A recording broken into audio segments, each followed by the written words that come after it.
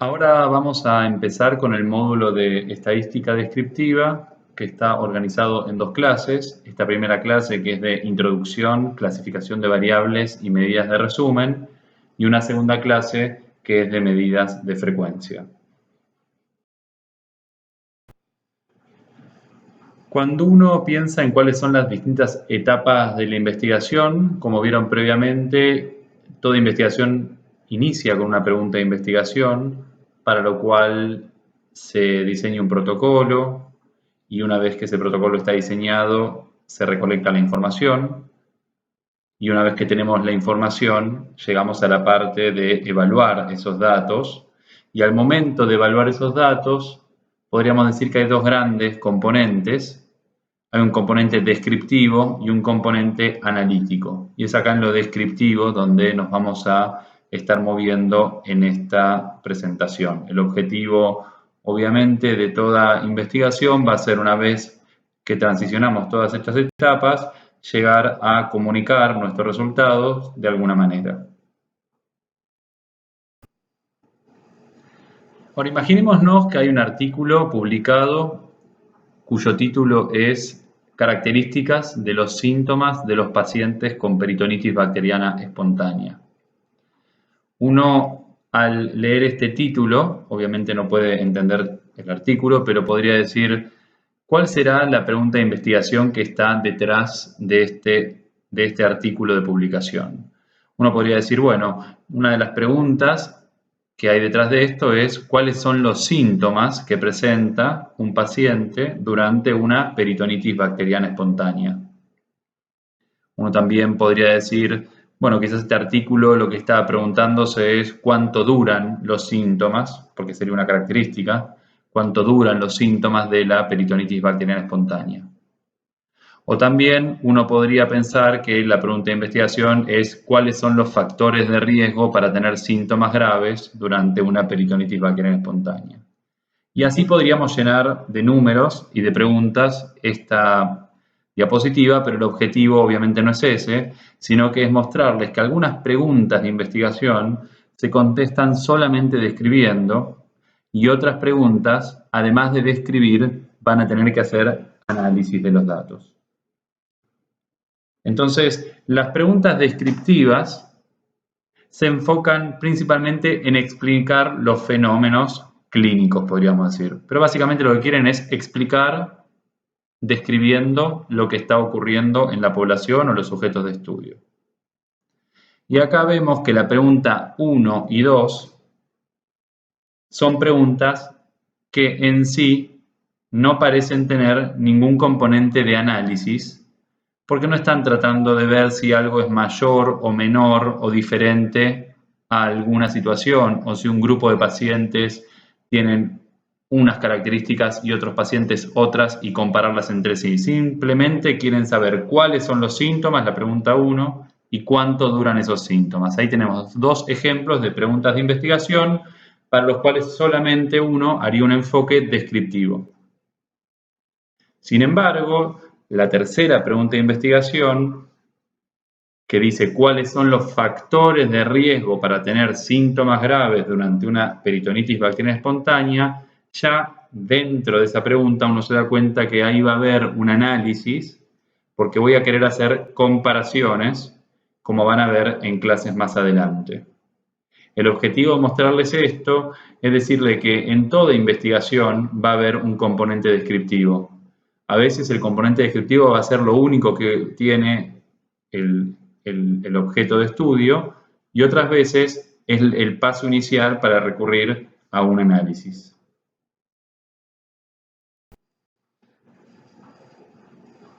Cuando pensamos en descripción, estamos pensando en qué es lo que vamos a describir, y lo que uno va a describir en una investigación son lo que llamamos las variables de un estudio. ¿Y qué es esto de las variables? Bueno, es más fácil a veces con ejemplos que con una definición, pero es bueno enmarcarlo en alguna definición, como que se llama variable a cualquier aspecto que es posible conceptualizar y que potencialmente podría tomar valores diferentes entre individuos o distintas unidades de observación. Como tal definición, a veces un poco complicada. ¿Qué es un ejemplo de variable? Por ejemplo, el sexo, que puede tomar valores distintos, que es lo que decíamos arriba. El sexo puede ser femenino o masculino. Otros ejemplos, la edad, la presión arterial, el nivel socioeconómico, el antecedente familiar de depresión, la calidad de vida de un paciente, la zona de residencia, y podríamos seguir de esa manera. ¿Qué es lo opuesto a una variable? Una constante. Una constante, por ejemplo, sería si en mi estudio de investigación quiero estudiar síntomas de mujeres durante el embarazo, el sexo en mi estudio de investigación no va a ser una variable, porque va a ser constante justamente, y por lo tanto no va a tomar distintos valores. Todas van a ser mujeres. Yo no voy a necesitar describir eso en mi estudio, porque esa es una constante que viene implícita en los criterios de inclusión de mi estudio. Yo voy a incluir mujeres y por lo tanto no voy a tener que describir cuántas de mis pacientes o de mis sujetos de investigación eran hombres y cuántas eran mujeres, porque todos van a ser mujeres.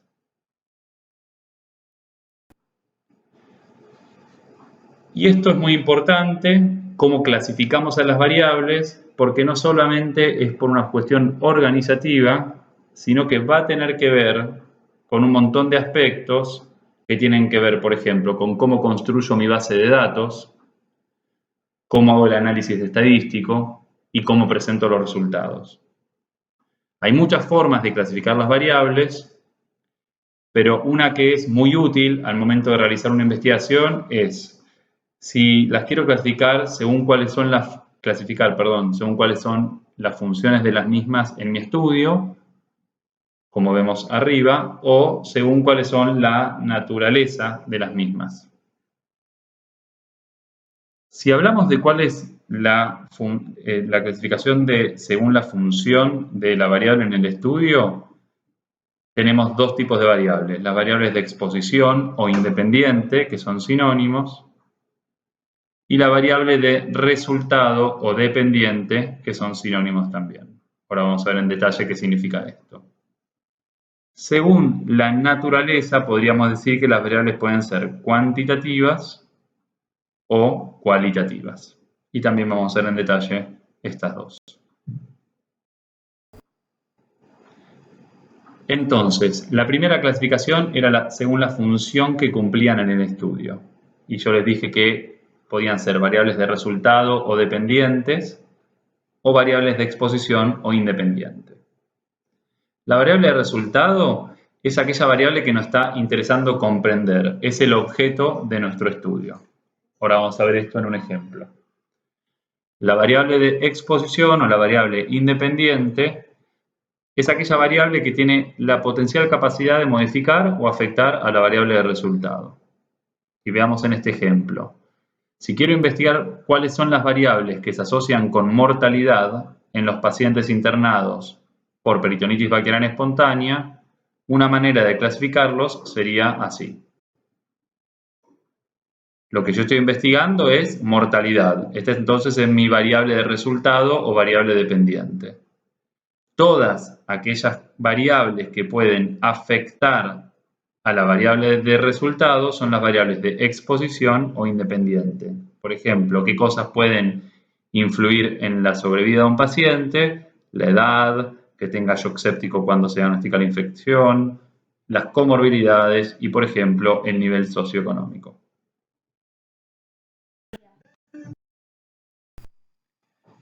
Ahora podemos ver la clasificación de las variables según su naturaleza. Y de esta forma las podemos clasificar en variables cuantitativas o numéricas o variables cualitativas. Y cada una de estas dos se dividen a su vez. Las variables cuantitativas o numéricas se dividen en discretas o en continuas. ¿Qué diferencia hay entre las discretas y las continuas? Bueno, las discretas son las variables en las cuales solo tiene sentido los números enteros. Por ejemplo, número de hijos, número de camas en un hospital, etc. Si bien si uno hace un promedio de la cantidad de hijos de un grupo de gente, puede ese promedio arrojar un dato con un decimal, no tiene sentido en la naturaleza 2 hijos y medio. O son 2, o son 3, o es un número entero distinto, pero no puede ser un decimal para expresar, por ejemplo, el número de hijos o números de camas en un hospital. Las variables continuas, a diferencia de las discretas, son las variables en las cuales todo el valor entre las dos mediciones tiene un sentido. Por ejemplo, peso, edad, valor de creatinina, etc. Si bien uno puede elegir reportar el peso sin decimales, por ejemplo 70 o 71 kilos, entre 70 y 71 hay un gradiente de un montón de valores hasta ir de un valor a otro que existen en la naturaleza, pero quizás no los podemos medir o no nos interesa medirlos, pero existen en la naturaleza. Y esto es lo que importa cuando uno clasifica las variables de acuerdo a esta clasificación, cómo son en la naturaleza, independientemente a cómo voy a elegir yo registrarlas en mi estudio de investigación. Entonces estas dos son las cuantitativas o numéricas. Lo opuesto a cuantitativo o numérico es cualitativo. Y acá tenemos tres grupos: las dicotómicas o binarias, las categóricas no ordinales y las categóricas ordinales. ¿Cómo se diferencian estas tres? Bueno, las dicotómicas o binarias solamente tienen dos categorías posibles. Por ejemplo, si estamos hablando de sexo, hombre o mujer. Si estamos hablando de sobrevida, vivo o muerto. No existe otra posibilidad para clasificar estas variables. En cambio, cuando entramos en las categóricas no ordinales, ya tenemos más de dos categorías, pero no tienen ningún orden natural esas categorías. Por ejemplo, grupo sanguíneo, hospital o centro que participa de la investigación, etc. Uno puede decir que hay más de una categoría, pues los grupos sanguíneos son 0, A, B o AB, pero no tienen un orden natural. No es que uno viene primero que el otro. Lo mismo distintos centros de investigación que participen en un mismo estudio. No hay uno que naturalmente sea anterior al siguiente. Por eso son no ordinales, porque no tienen ningún orden. En cambio, las categóricas ordinales tienen más de dos categorías, pero que sí tienen un orden natural. Y acá vemos, por ejemplo, nivel socioeconómico. Si uno quiere hacer un gradiente entre distintos niveles socioeconómicos, de la persona más pobre a la persona más rica, puede haber distintos grados de niveles socioeconómicos que tienen un orden natural.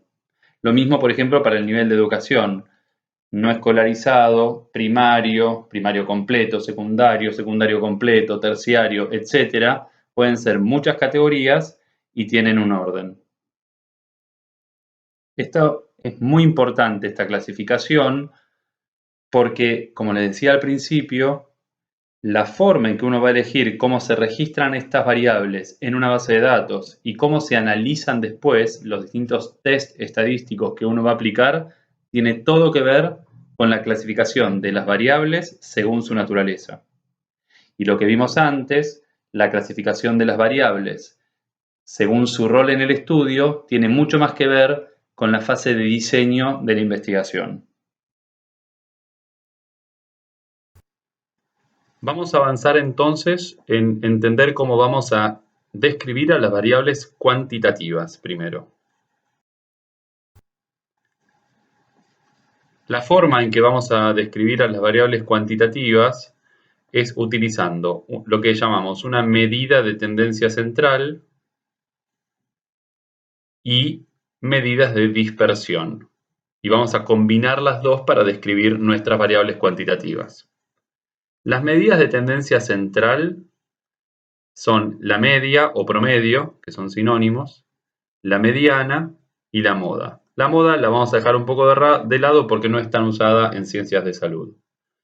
Pero no solo vamos a querer darle información de cuál es la medida de tendencia central, es decir, cuál es la medida que mejor resume la totalidad de todos nuestros datos cuantitativos juntos, sino que vamos a querer dar una idea también de cuán dispersos están nuestra serie de datos alrededor de esa medida de tendencia central. Y esas son las medidas de dispersión, donde las más frecuentes son el desvío estándar y los percentilos. Entonces, veamos un poquito las medidas de tendencia central.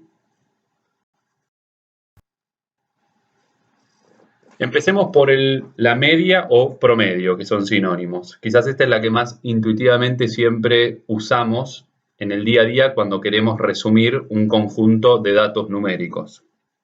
Y lo que hacemos intuitivamente cuando queremos hacer un promedio es sumar todos los datos que tenemos en un conjunto de datos y dividirlo por el número total de los datos que teníamos. Lo que pasa con la media o el promedio es que se dice que es muy sensible a los datos extremos. ¿Qué significa esto? Bueno, supongamos que queremos calcular el promedio de artículos científicos que lee un grupo de médicos por año. Y tenemos un grupo de médicos donde hay algunos uno que lee un artículo, otro que lee dos, otro que lee 38 artículos, otro 40, otro 42, otro 44 y otro 46. Si yo hago un promedio, es decir, sumo todos y los divido por la totalidad de observaciones, en este caso 1, 2, 3, 4, 5, 6, 7, lo que voy a tener es un promedio de 30,4. Pero supongámonos que cambio un poco la distribución y en vez de haber uno que lee 1 y uno que lee 2, directamente el segundo médico que evalúo lee 37 artículos. Fíjense cómo por simplemente cambiar uno de los datos del extremo de mi serie, el promedio pasa de ser 30,4 a 35,4, lo cual es un cambio muy importante. Esto es lo que se dice del promedio cuando decimos que es muy sensible a los datos extremos, que una variación en los datos que están en el extremo inferior o superior es capaz de cambiar significativamente la medida de tendencia central, en este caso, el promedio. La otra medida de tendencia central que podemos usar y que tenemos que elegir si vamos a usar el promedio o la mediana es justamente la mediana y se calcula de una manera distinta. Lo que hacemos cuando queremos calcular una mediana es ordenar todos los datos que tenemos en ese set en forma ascendente o descendente, porque es lo mismo, y la mediana va a ser el valor que divide a la serie en partes iguales. Lo que tiene de ventaja en relación al promedio es que justamente no es tan sensible a los datos extremos. Entonces calculemos, por ejemplo, la mediana para el mismo objetivo que teníamos antes de la cantidad de artículos que los médicos leen por año. Estos son los mismos números que teníamos antes. Entonces, en el primer ejemplo, esta es la cantidad de artículos que los médicos leían por año. La mediana se calcula simplemente ordenando el set de, en este caso, menor a mayor, pero lo podría haber ordenado de mayor a menor, y el que está en el medio, que es el 40, es la mediana. ¿Por qué? Porque deja 3 observaciones a la izquierda y 3 observaciones a la derecha. Y la mediana es de 40. Fíjense que en el mismo caso de antes, si yo transformo este 2 en un 37, es decir, modifico uno de los datos extremos, la mediana sigue siendo la misma, sigue siendo 40. Entonces, cuando justamente existe esa situación, la mediana puede ser una mejor medida para resumir mi set de datos que el promedio. Una cuestión que puede surgir es que cuando la serie de datos es par, y no es impar como en este caso, que son 7 observaciones, no tenemos un único dato que nos queda en el medio para decir que es la mediana, sino que nos quedan 2. Bueno, la forma entonces de calcular la mediana, cuando la serie de datos es par, es haciendo el promedio de las 2 observaciones del centro. Entonces, aquí, por ejemplo, en esta serie de datos que le agrego uno más, entonces son 8, los dos datos centrales son 40 y 42, entonces no puedo saber cuál es la mediana porque no es uno solo de los dos. Lo que hago es sumar 40 más 42, dividirlo por 2, que es el promedio, y la mediana de esta serie es 41. Entonces, por ahora vimos dos formas de resumir usando la medida de tendencia central para nuestros datos cuantitativos y vimos que eran la media o la mediana. Ahora tengo que elegir uno de los dos. Podría elegir reportar ambos, pero lo más frecuente es elegir uno u otro para nuestros estudios o nuestras investigaciones. Bueno, la forma de decir cuál de estas dos medidas de resumen van a reflejar mejor mi serie de datos tiene que ver con lo que hablamos hace un rato, de si hay datos extremos o cómo son la distribución de mis datos. Entonces, cuando la distribución de los datos es normal y tiene esta forma de presentarse en un histograma, donde sabemos que la media o la mediana coinciden, uno puede usar indistintamente la media o la mediana. Y lo más frecuente es usar el promedio, porque quizás es algo más usado en la práctica, pero la realidad es que uno puede elegir, ante distribución de datos normales, cualquiera de las dos medidas de resumen. Sin embargo, fíjense este otro histograma que no tiene una distribución normal. Entonces, en estas situaciones es donde el promedio habitualmente no representa tan bien mi set de datos. Entonces, en estos casos se sugiere utilizar mediana y no promedio.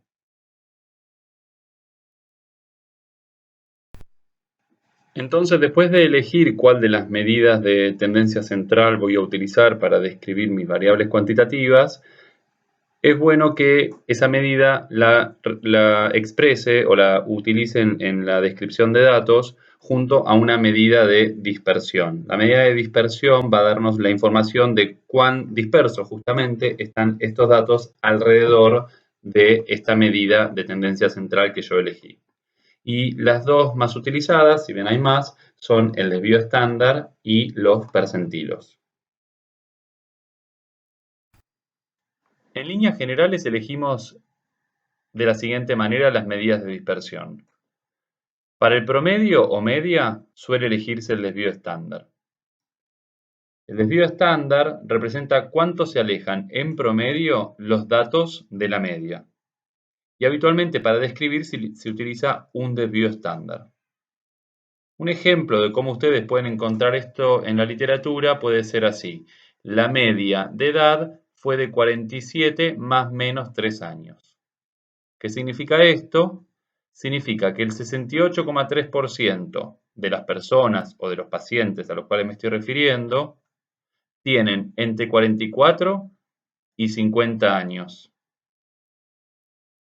Es 68,3% porque es un desvío estándar. Si fuesen dos desvíos estándar, yo estaría incluyendo el 95,4% de la información en ese dato. Y si fuesen tres, 99,7%. Para la mediana suelen elegirse los percentilos como medida de dispersión y lo más frecuente es usar los percentilos 25 y 75%. Vale la pena aclarar que en la literatura hay un poco de confusión en los términos en inglés y en castellano de esta medida de dispersión. Ustedes pueden encontrarlo como rango intercuartil 25-75, intervalo intercuartil 25-75 o percentilo 25-75. La forma más correcta de referirse a esto es percentilos 25-75.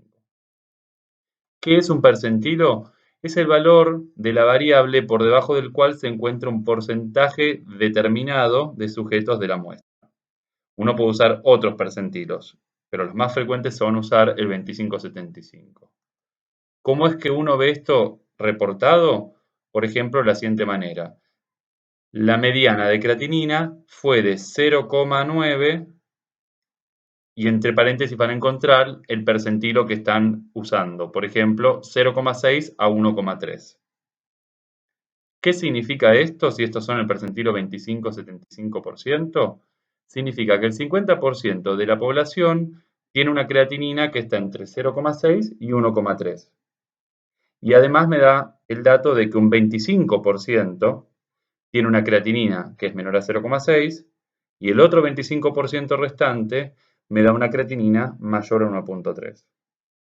Es decir, que cuando uno encuentra toda esta información en los estudios, artículos o en cualquier reporte, esto es lo que podemos obtener de tan solo mirar la medida de tendencia central y su medida de dispersión.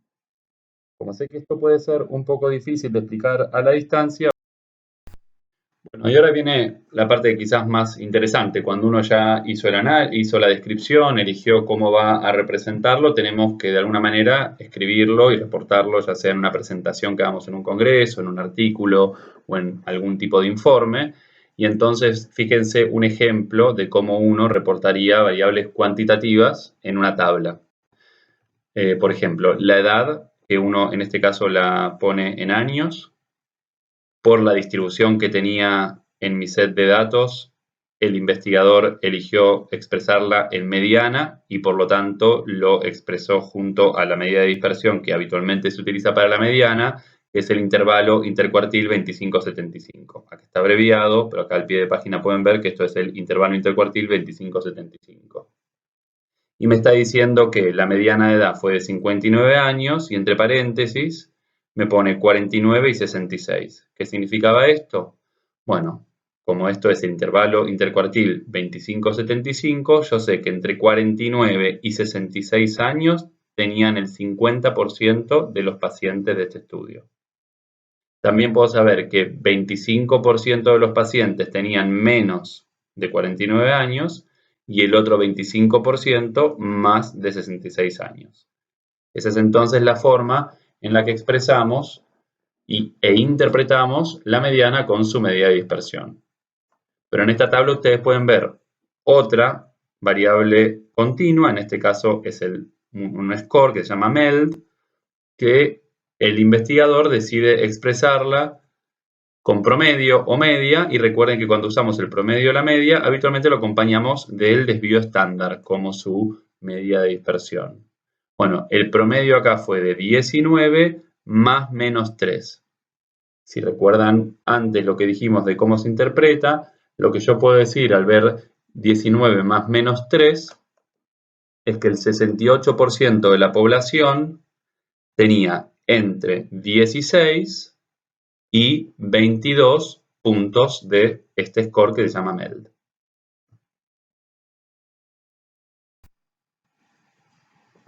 Y recuerden entonces que el investigador decide cómo resumir sus variables cuantitativas, dependiendo de la distribución de las mismas, si son normales o no normales, mediante la realización del histograma que vimos hace unas diapositivas. Ahora, también hay algunas formas gráficas de expresar nuestras variables cuantitativas. Hay más de estas, pero quizás les traigo dos. Una son los histogramas, no son tan usados en la literatura para describir, sino que los usamos más que todo para entender cómo se distribuyen los datos, pero acá tenemos un poco cómo se entiende un histograma. Bueno, en este histograma lo que vemos en el eje de la Y es lo que se llama acá frecuencia o cantidad de pacientes o sujetos que tienen una determinada característica. Podría también ir en porcentaje esto de 0 a 100, es decir, que en el eje de la Y uno puede ver el número absoluto o el porcentaje de 0 a 100. Y en el eje de la X vemos el valor de la variable en cuestión que estamos resumiendo. Entonces, un ejemplo que yo les puedo decir acá es que si esto fuese edad, lo que estamos viendo en el eje de la X, vemos que, agarrando esta columna del histograma, 370 personas, que es lo que me da de llevar esta columna hacia el eje de la Y, tuvieron una edad que iba entre 70 y 75.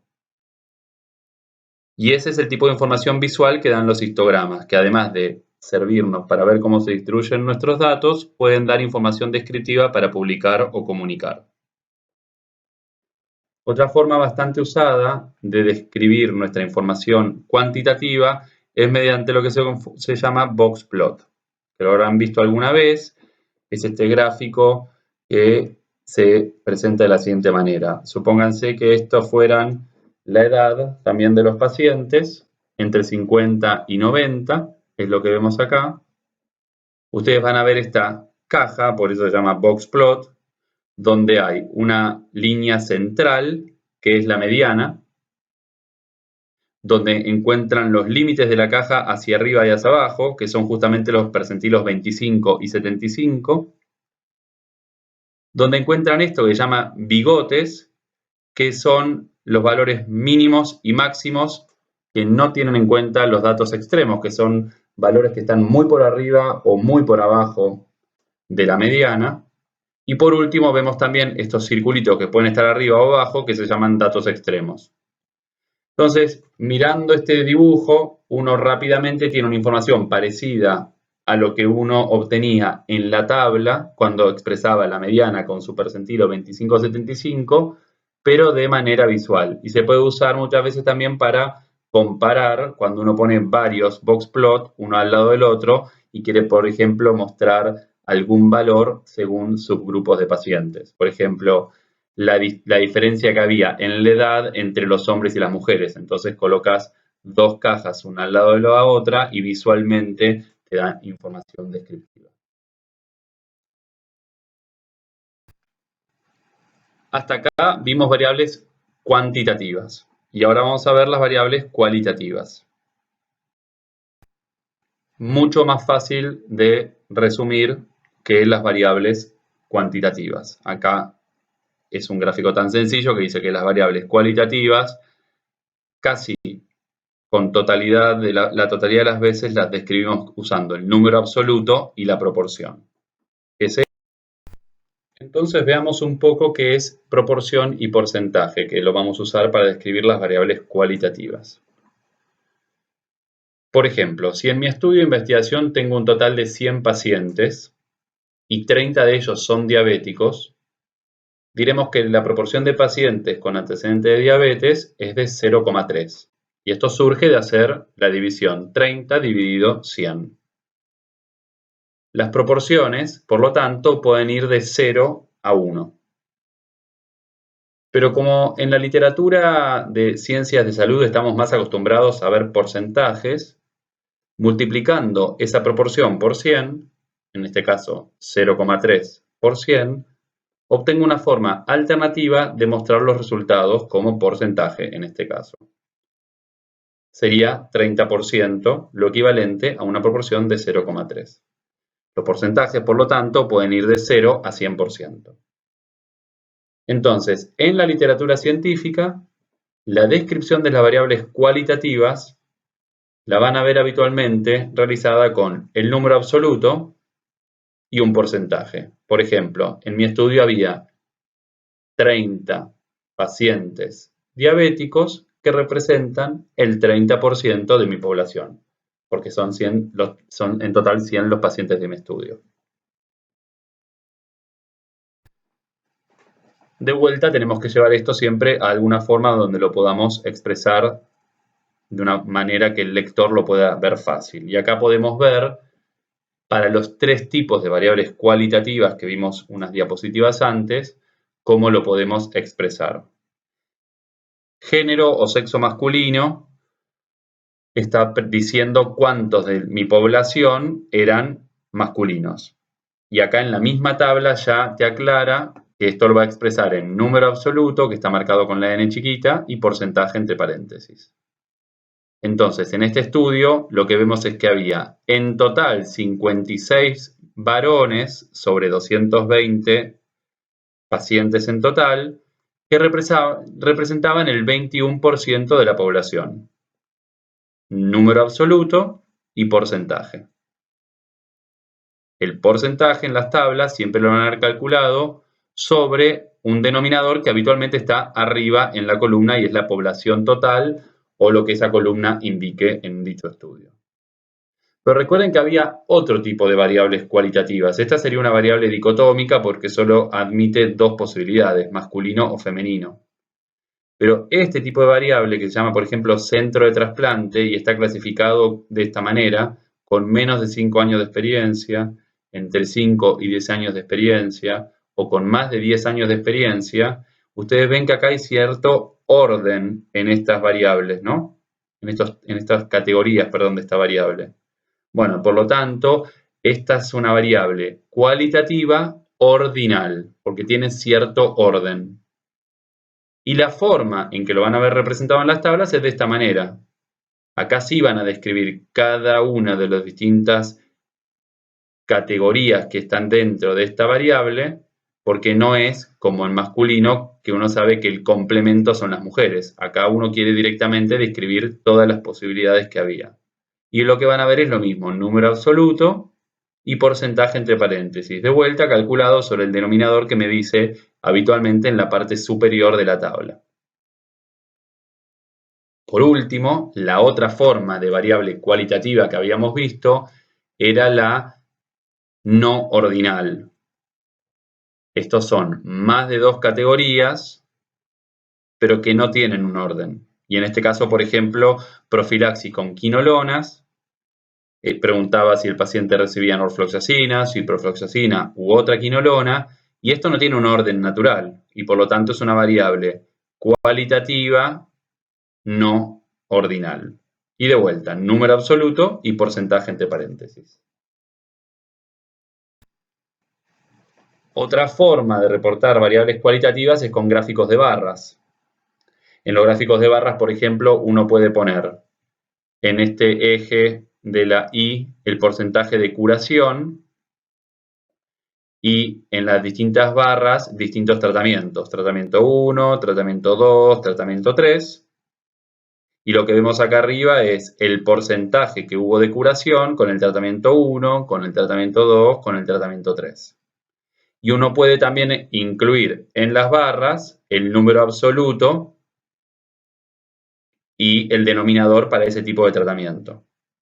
Entonces esto es muy informativo, da toda la información. Te dice el número absoluto, sobre qué población la calculó y un porcentaje aquí arriba.